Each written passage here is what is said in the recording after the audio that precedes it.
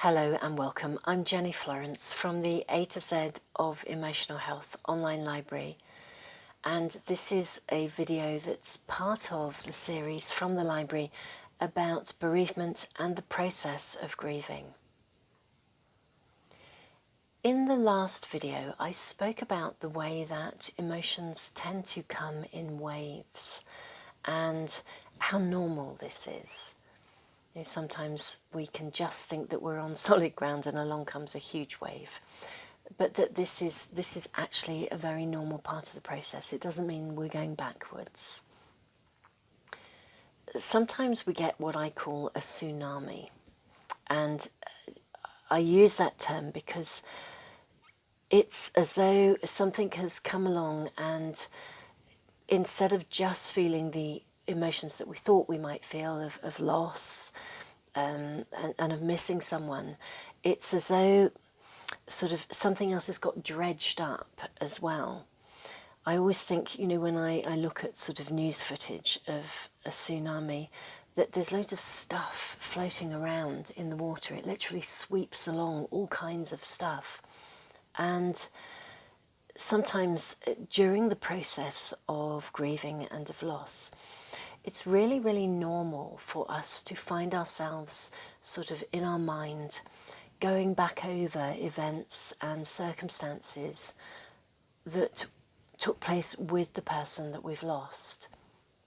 And although sometimes we can go back just to happy memories, and that is acutely painful to remember those happy memories, we can also often find ourselves going back to situations that maybe weren't okay. If we'd had a disagreement or a falling out, or we wish we'd said something, or we tend to go over those kinds of things, and as I said, we sort of dredge them up.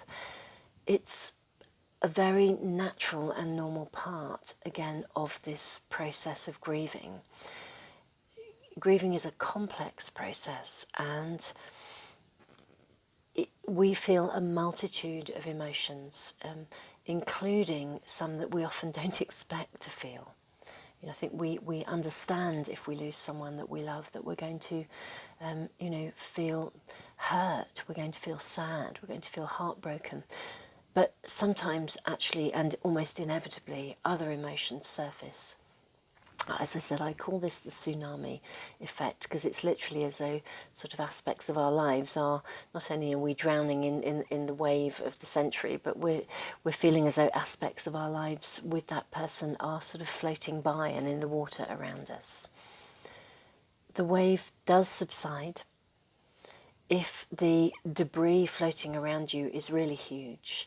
Then please consider finding somebody to talk to about it. These things can always be worked through, but otherwise allow the wave to settle.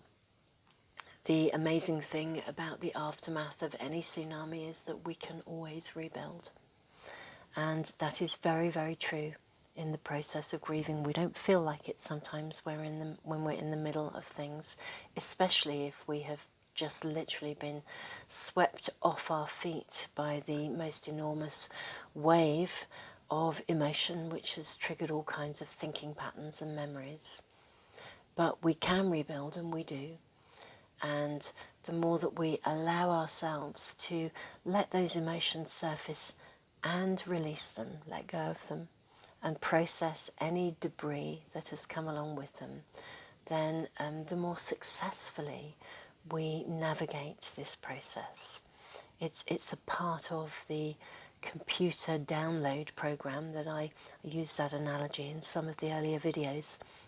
This is a part of that program. It's a very normal part of that program. It doesn't mean there's something wrong with you if you're thinking or feeling these things.